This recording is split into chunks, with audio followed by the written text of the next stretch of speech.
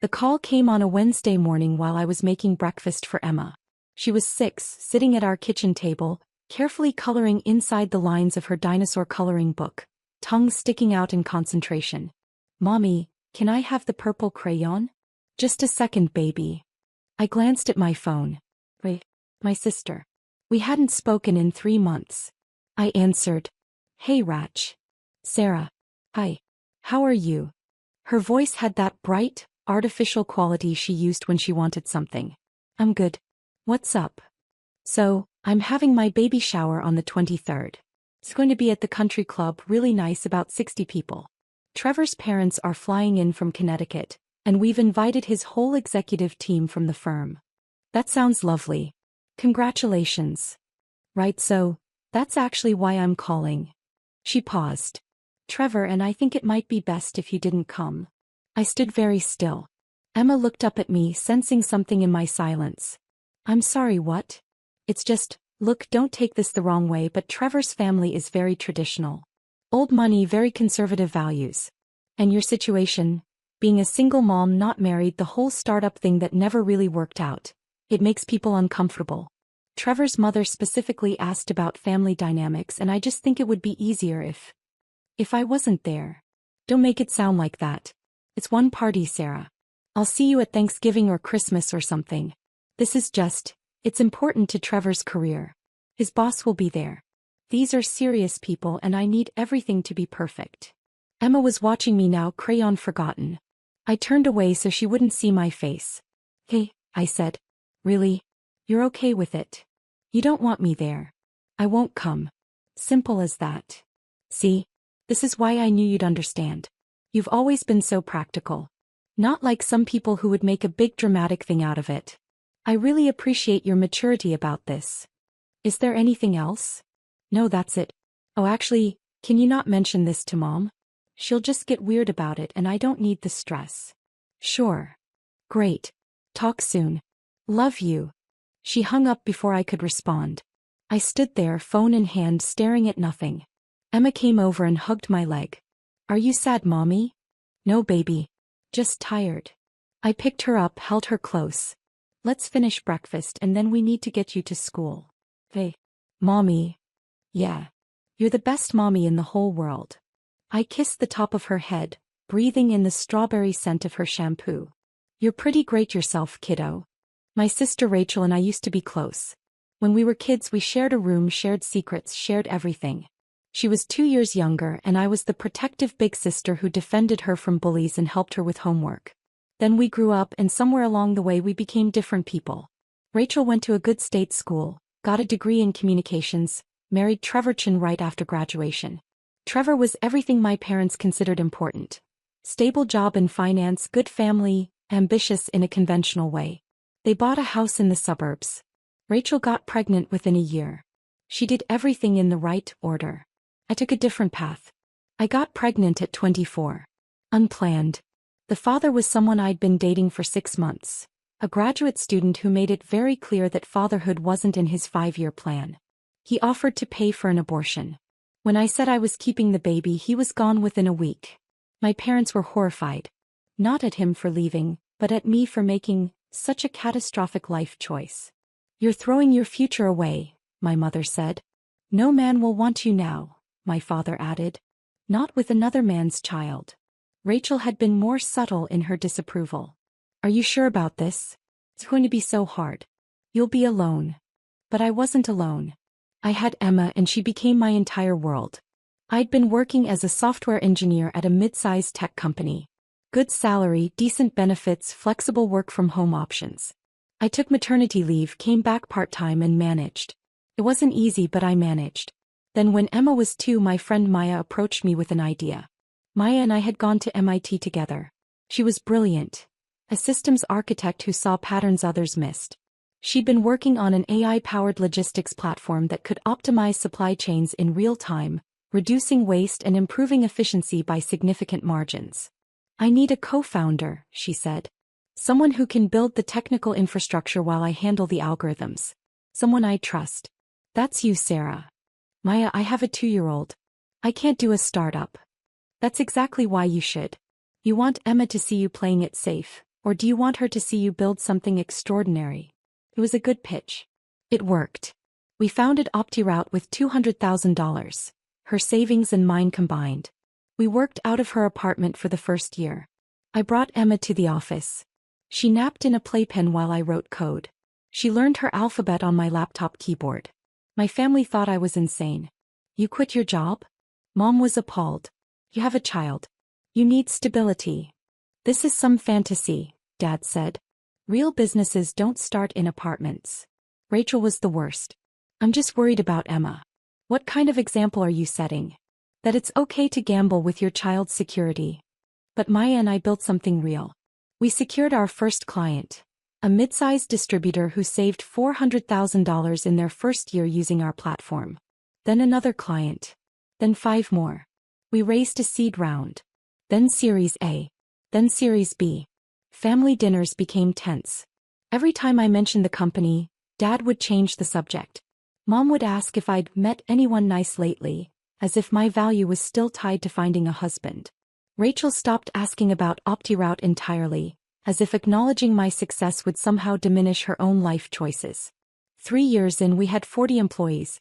5 years in we were at 120. Major corporations were using our platform. We were profitable, growing, getting noticed in the tech press. And then 6 months ago we got an acquisition offer.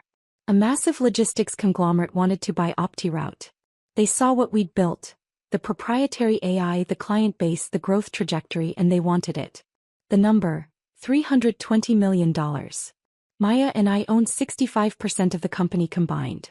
After investors took their share, after our employees got their equity payouts, Maya and I would each walk away with approximately $90 million. We negotiated for 3 months. Due diligence, legal reviews, structure, terms. The deal was set to close in 2 weeks. The announcement would go out the day after. Standard practice. TechCrunch, Wall Street Journal, all the major tech publications. It was already written, approved by PR teams on both sides, scheduled for publication. I hadn't told my family. Not yet. I wanted to wait until it was final, until the money was in the bank, until it was so undeniably real that they couldn't dismiss it or minimize it. I wanted Emma to be there when I told them. I wanted my 6-year-old daughter, the child they pitied, the reason I was supposedly throwing my life away, to see their faces when they realized what her single mom had built. But then Rachel called and uninvited me to her baby shower. After Rachel's call, I dropped Emma at school and drove to the office. Our building was in Soma, San Francisco. Nothing fancy but ours. The lobby had our logo on the wall. OptiRoute with the tagline, optimizing the path forward. Maya was already in the conference room with our lawyers. Hey, she said when I walked in. You okay? You look tense. Family stuff. It's fine. I sat down. Where are we? Final signatures today. Wire transfers execute Friday. Public announcement goes out Monday morning at 9 a.m. Eastern, 6 a.m. our time. PR is coordinated with the acquirer. We're officially done. Done. 8 years of work, countless sleepless nights, hundreds of pitched meetings, thousands of lines of code. Done. How do you feel? I asked. Maya grinned. Rich. I feel rich. And vindicated. Remember when everyone said we were crazy? I remember. My mom told me I was ruining my life. My ex-boyfriend said I'd never amount to anything without a real job. My college advisor said I was wasting my MIT degree. And now they're all going to read about this in TechCrunch and suddenly remember how they always believed in me. She rolled her eyes. What about your family? I haven't told them yet. Why not? This is huge, Sarah. This is generational wealth. This is Emma's college fund, her grad school fund, her house fund, her whole life fund. I know. Timing. Maya studied me. Your sister's baby shower is this weekend, isn't it? Yeah. And you're going to show up and casually mention you just sold your company for 9 figures? Actually, I'm not going at all. What? Why? I told her about Rachel's call. About being uninvited because my single-parent situation made executives uncomfortable. About being asked not to tell our mother. Maya's expression went from surprise to angry to coldly furious. Are you kidding me? After everything you've built, everything you've accomplished, she has the audacity to. It's fine. It's not fine. Sarah, you're about to be in every major tech publication as one of the most successful female founders of the year. You built a company that's changing an entire industry. You did it while raising a child alone. You're incredible, and your sister treats you like you're an embarrassment. She doesn't know about the acquisition. So tell her. Tell all of them. No. I said it firmly. I'm going to let them find out the same way everyone else does. Monday morning when the announcement goes live. That's cold. That's justice. Friday came. The deal closed. The wire transfers executed. I watched my bank account balance change in a way that made my head spin. $89,400,000, minus the amount immediately allocated for taxes, which I'd been preparing for. Still, the number was surreal. I picked Emma up from school that afternoon. She climbed into her booster seat, chattering about her day. We learned about fractions. And at recess, Tommy said his dad is a lawyer, and I said my mom is an engineer, and he said that's not a real job for moms, and I said yes it is. And then the teacher said we both were right because people can have any job they want. Tommy's wrong, but I appreciate your restraint, I said. Hey baby, how would you like to go to the park? Special Friday treat. Really? Yes. We spent 2 hours at the playground. Emma on the swings, me pushing her higher and higher while she screamed with joy. Emma on the slide, climbing up and zooming down over and over. Emma on the monkey bars, her little face scrunched in concentration as she made it all the way across for the first time. Mommy, did you see? I did it. I saw. I'm so proud of you. This moment, this perfect, ordinary, extraordinary moment, this was what mattered. Not my sister's approval. Not my parents' validation. Not proving anything to anyone. Just me and my daughter happy. Saturday was Rachel's baby shower. I didn't go. Instead, Emma and I had a girls' day. Brunch at her favorite pancake place. The Children's Museum. Ice cream for dinner because why not? That evening my phone rang. Sarah, why aren't you here? Rachel asked me not to come. What? That's ridiculous. Why would she? Ask her mom. I need to go. Emma's bath time. I hung up before she could respond. Sunday I took Emma to Golden Gate Park. We flew kites. We had a picnic. We fed the ducks. She fell asleep in the car on the way home and I carried her up to her room, tucked her in and sat watching her sleep for a long time.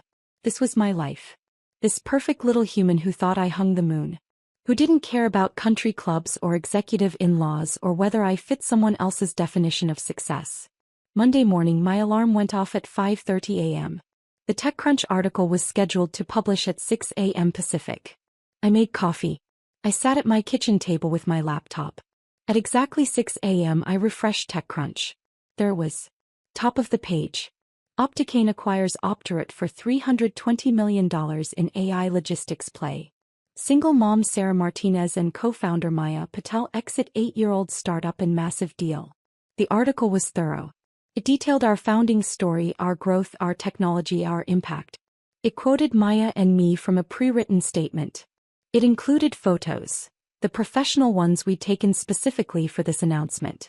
And there, in paragraph 3, Martinez, a single mother who founded OptiRoute while raising her now 6-year-old daughter, represents a growing wave of female founders disrupting traditionally male-dominated industries. My phone started buzzing. One notification. 10, 20. LinkedIn messages. Emails. Texts from people I hadn't heard from in years. And then a call from Rachel. I let it go to voicemail. Another call. Mom this time. Voicemail. A text from Dad. We need to talk. Call me immediately. I turned my phone on silent and made Emma breakfast. By 8 a.m., my phone had 147 notifications. By 10 a.m. over 400. Maya called. Have you seen Twitter? We're trending. Trending, Sarah. I saw. Wall Street Journal picked it up. Forbes. Business Insider. We're everywhere. And the response is, people are calling you inspirational. There's already a hashtag. Hashtag single mom founder. This is insane. Yeah. You don't sound excited. I am. I'm just processing. Have you talked to your family yet? No. They've definitely seen it by now. I know. I finally checked my messages. Rachel had called 7 times. Mom 5. Dad 3. Even my Uncle Mark, who I hadn't spoken to in 2 years. The texts were increasingly frantic. Rachel, Sarah, call me right now. Rachel, I can't believe you didn't tell us. Rachel, Trevor's boss saw the article. He asked about you. Do you know how embarrassing this is? Rachel, you made us look like idiots. Mom, Sarah, sweetheart, we saw the news. This is wonderful. Call me. Mom, why didn't you tell us? Mom, Rachel said you two had a misunderstanding. Can we please talk about this? Dad, saw the TechCrunch article. Impressive. We should discuss your financial strategy. I have some contacts who can help. That last one almost made me laugh. Now he had contacts who could help. Now that I didn't need them. I responded to none of them.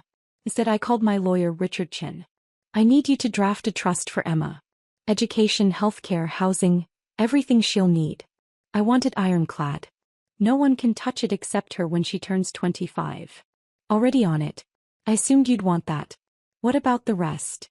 Set aside what I need for living expenses and Emma's immediate needs. The remainder goes into diversified investments.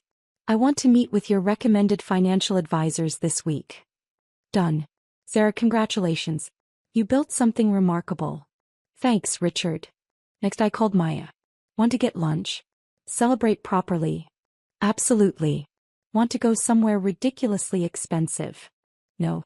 Let's go to that taco truck near the office. The one we went to every Friday when we were broke. She laughed. Perfect. The ambush came Tuesday afternoon. I was at the park with Emma when they showed up. Mom, Dad, and Rachel. They must have figured out my routine because there was no way this was coincidence. Sarah. Mom's voice was bright, forced. What a surprise. Emma looked up from the sandbox. Grandma. She ran over and Mom scooped her up. This was tactical. Use Emma to prevent me from leaving. Hi, Mom. Dad. Rachel. I kept my voice neutral. We've been trying to reach you, Dad said. I've been busy. Too busy for family? Rachel's voice had an edge. Too busy to return calls about your massive success that you somehow forgot to mention? Emma, sweetie, why don't you go play on the swings? I suggested. But I want to stay with Grandma. 5 minutes, then swings. Deal. Deal. Mom set her down reluctantly and Emma went back to her sandcastle. The four of us moved a few feet away, still within sight but out of earshot. $320 million, Dad said. That's what the article said. The company sold for that. Maya and I split roughly a quarter after investors and employee equity. So you personally made enough. I made enough. And you didn't think to tell your family? Mom's hurt was genuine. Sarah, this is huge. This is life-changing. Why would you keep this from us? When would I have told you? At Sunday dinner, which I'm never invited to anymore. At Rachel's baby shower, which I was specifically asked not to attend. Rachel flushed. That was, I can explain. You said my single-parent situation made people uncomfortable. You said Trevor's in-laws are executives and traditional. You said I'd be an embarrassment. I didn't say embarrassment. You didn't have to. It was implied. You've been implying it for 6 years, Rachel. Every time you talk about Emma and me, there's this tone. This pity mixed with judgment. Poor Sarah, knocked up and abandoned, struggling with her little computer job. That's not fair, Mom interjected. We've always supported you. Have you? I looked at her. When I got pregnant, you told me I was throwing my life away. When I started OptiRoute, you told me I was being irresponsible, gambling with Emma's security. When I mentioned the company at dinner, you changed the subject. When I talked about growth or funding or clients, you looked bored. We didn't understand what you were doing, Dad said. You didn't try to understand. You didn't ask questions. You decided 8 years ago that I was a cautionary tale and nothing I did could change that narrative.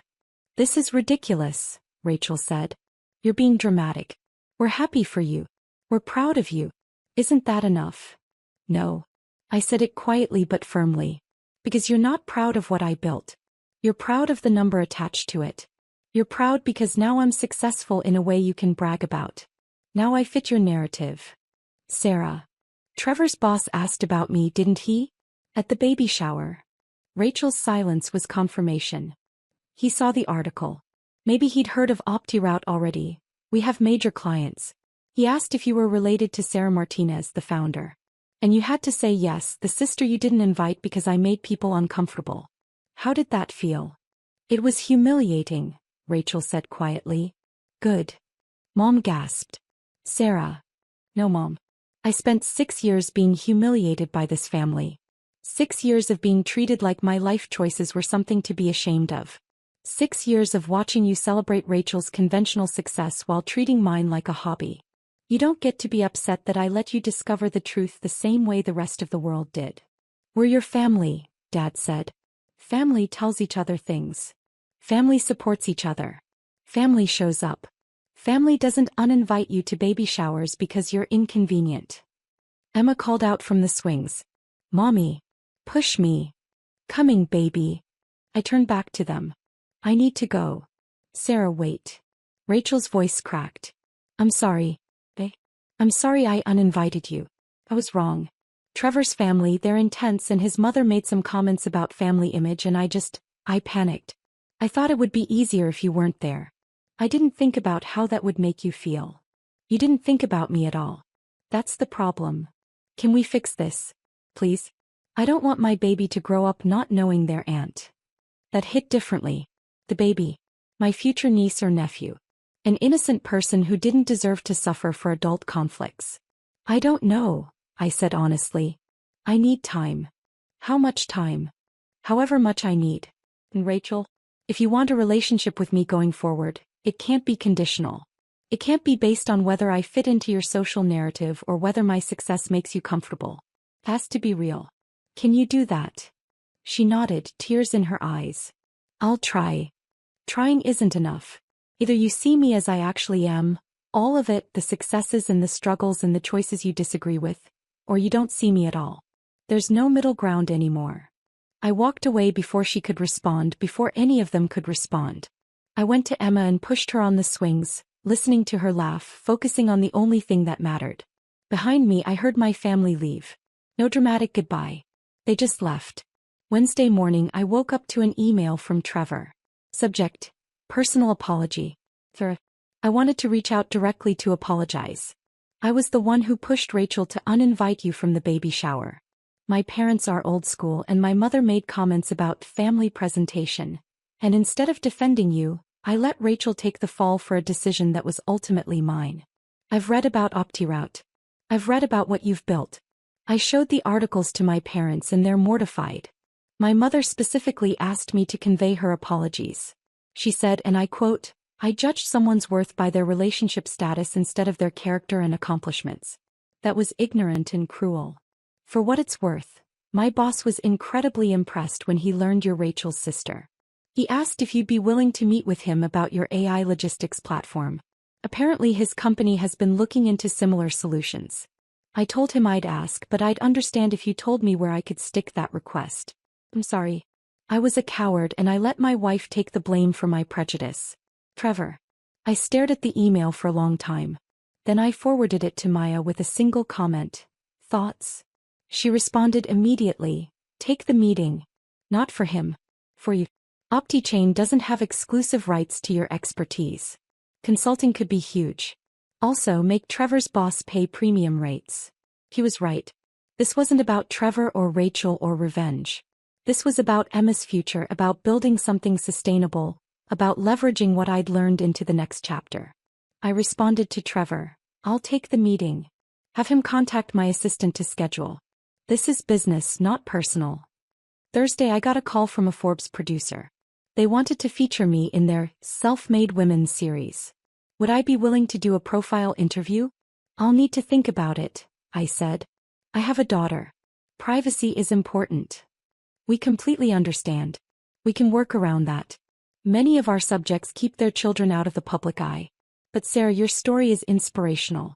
Single mother, tech founder, major exit. You're exactly the kind of example young women need to see. I'll consider it. Send me the details. After I hung up, Emma wandered into the kitchen. Who was that? Someone from a magazine. They want to write about Mommy's company. Because you're smart? I guess so. You are smart. You're the smartest mommy ever. I pulled her into a hug. Want to know a secret? Yes. You made me smart. Everything I learned, Everything I built, I did it because I wanted to make you proud. You're my inspiration. Really? Really? She hugged me tighter. I'm always proud of you, Mommy. Even when you're not in magazines. That night after Emma was asleep, I sat down and wrote an email to my parents. Mom and Dad, I know you're hurt that I didn't tell you about the acquisition.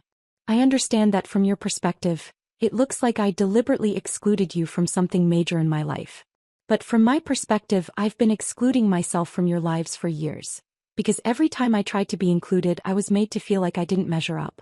When I was pregnant with Emma, you told me I was ruining my life. You didn't help me prepare. You didn't celebrate with me. You mourned my choices like they were tragedies. When I started OptiRoute, you didn't ask about it. You didn't learn what it did or why it mattered. You dismissed it as a phase, something I'd abandon once I got serious about life. For 8 years I built a company while raising a child alone. 8 years of late nights and early mornings, of pitching investors while Emma slept in a carrier, of writing code during nap times, of balancing client meetings with parent-teacher conferences. It was the hardest thing I've ever done and the most rewarding. And you never asked about it. Not really.